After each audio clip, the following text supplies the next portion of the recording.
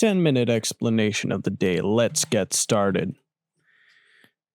All right, so I woke up at around 7:30 because my mom needed me to move my car out of the way so she could drive someone somewhere.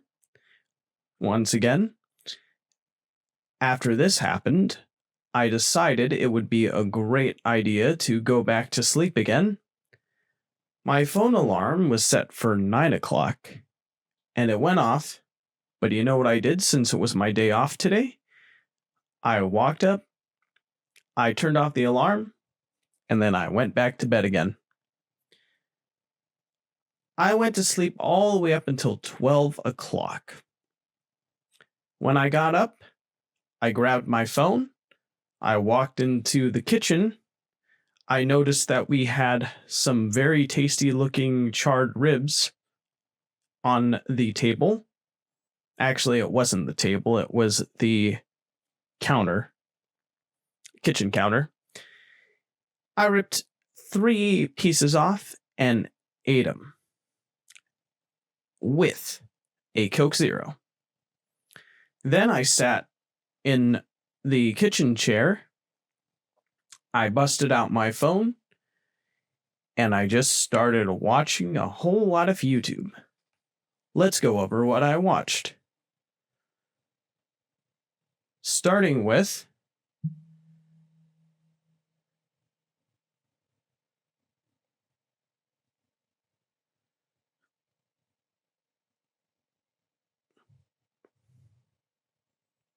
wow, this is taking quite a while.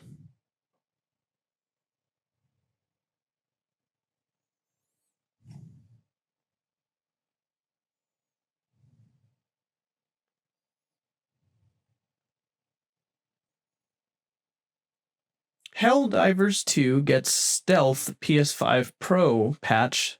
So what does it do? By Digital Foundry. I watched this because I'm genuinely curious what a $700 device does differently than a $500 device. So far, the results are pretty darn underwhelming. The resolution was cranked up to 1440p in 60 FPS mode, and 60 FPS was retained a little more consistently on the PlayStation 5 Pro. Then after that, I watched a video about Indiana Jones and the Staff of Kings. The original Indiana Jones and Staff of Kings, which was being designed for the PlayStation 3 and the Xbox 360, which sadly got canceled in 2008 due to staff shortages and everyone being moved on to the game Star Wars The Force Unleashed.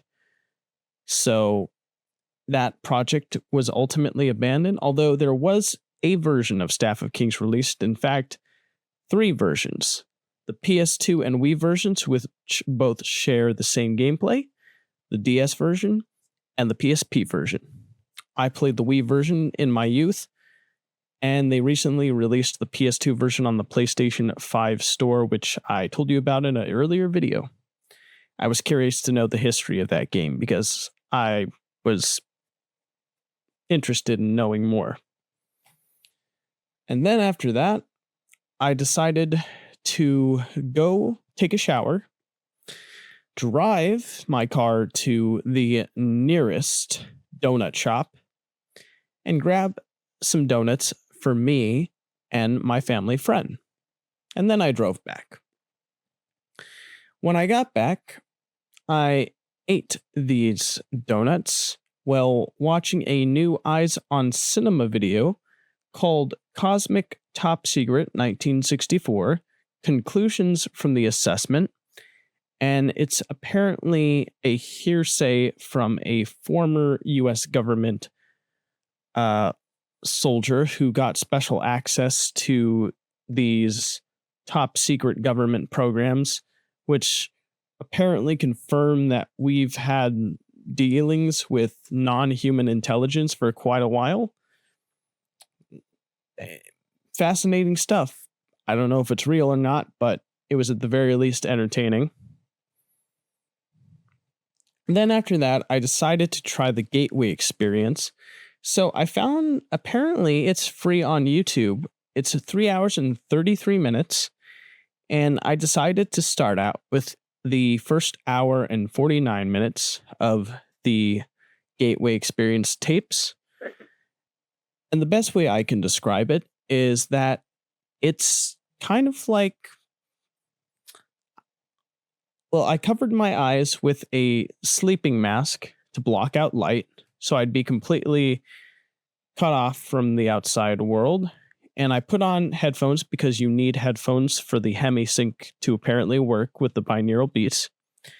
I was interested in pursuing this because of the recent interview with a guy who apparently was transporting a UAP egg-shaped craft, and he apparently decided to go out with his buddies to learn more about these beings by doing remote viewing.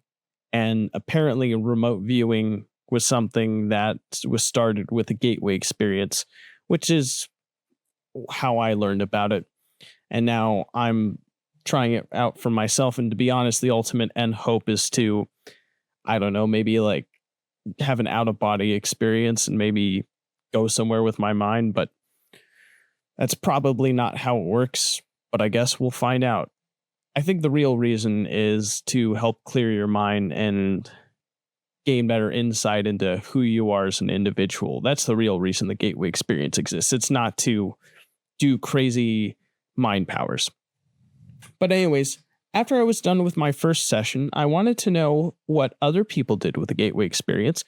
So I looked up their experiences with the Gateway, and there was a YouTuber called Ash on Film, which was a Scottish-sounding lady who looks to be in her late 20s, early 30s, who had documented her first and second year of the experience.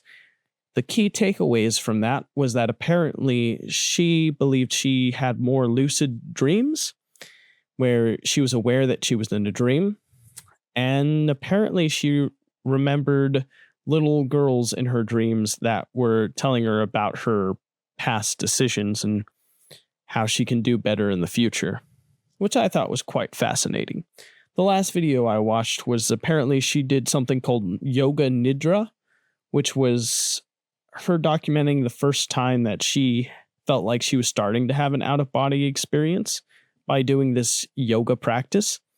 And so now that's spurred this interest in me wanting to seek out Yoga Nidra. So I found a video online that is a guided meditation for that sort of thing.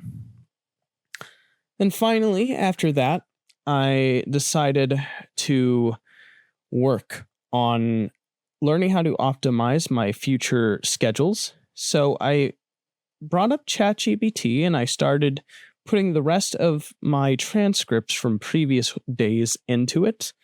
And I'll simply read you the final end result, the key takeaways, really quickly. Just the final thoughts, actually. Everything else is too long. Your vlogs over the past 2 weeks reveal a creative, curious, and reflective mindset that's very much in tune with self-improvement. By establishing more consistent routines, especially around sleep and core tasks, and by setting clear boundaries for exploratory activities, you can harness your natural spontaneity and deep curiosity without sacrificing structure and productivity. Okay.